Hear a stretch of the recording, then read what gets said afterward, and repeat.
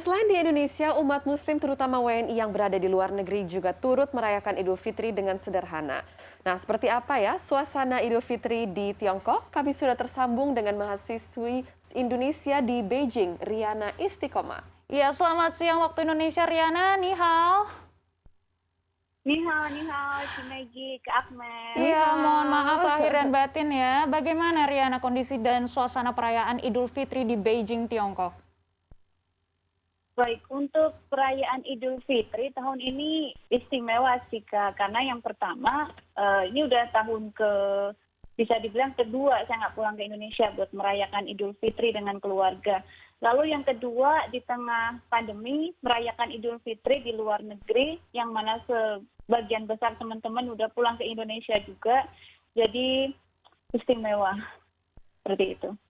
Baik, Riana, di Beijing sendiri, apakah sejumlah tempat wisata ataupun tempat hiburan ini, apakah ada pembatasan pengunjung?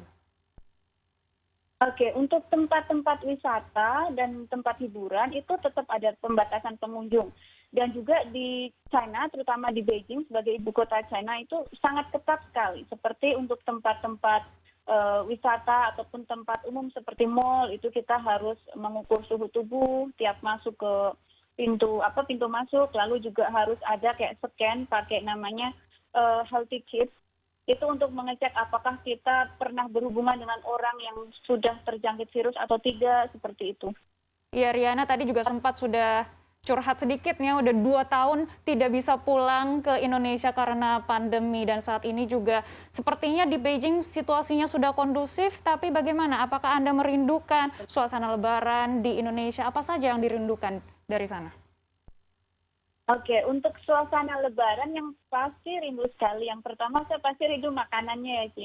Rindu rendang, rindu opor ayam dan nastar, semua itu yang pertama sih. Yang kedua pasti keluarga dan teman-teman. Jadi pasti rindu sekali.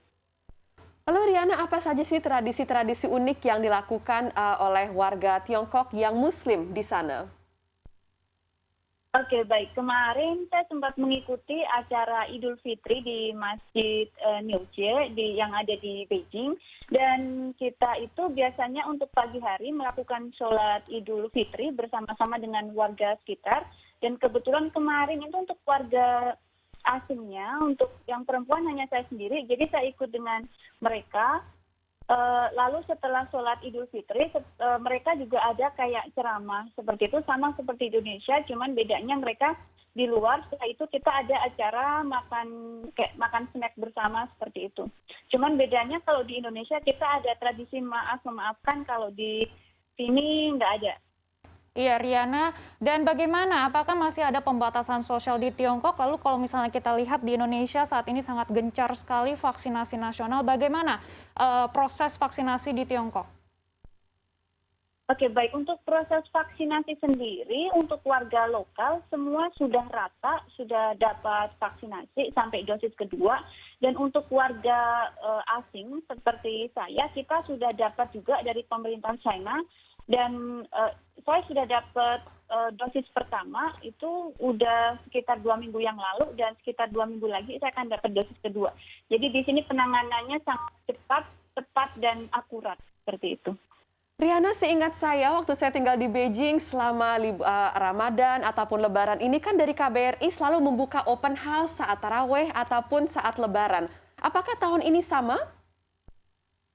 Oh iya, untuk dari KBRI tahun ini sama, cuman bedanya tidak seperti tahun-tahun sebelum pandemi yang bisa setiap hari dan siapapun bisa datang. Tapi tahun ini lebih ke misal dibatasin 1 bulan atau 1 minggu berapa kali, dan lebih ke kayak untuk staf KBRI dan juga warga Indonesia yang ada di Beijing, dan tetap ada kayak protokol-protokol kesehatan yang harus dipatuhi seperti itu. Oke, terima kasih Riana atas informasinya, dan sekali lagi kami juga ingin mengucapkan selamat Hari Raya Idul Fitri. Mohon maaf lahir dan batin, dan semoga semuanya teman-teman, semua warga Indonesia yang di Beijing juga aman, dan semua proses libur Lebaran di sana juga berjalan dengan lancar dan aman. Terima kasih Riana. Terima kasih Riana, minal aidin ya. Terima kasih, Maggie, Amel.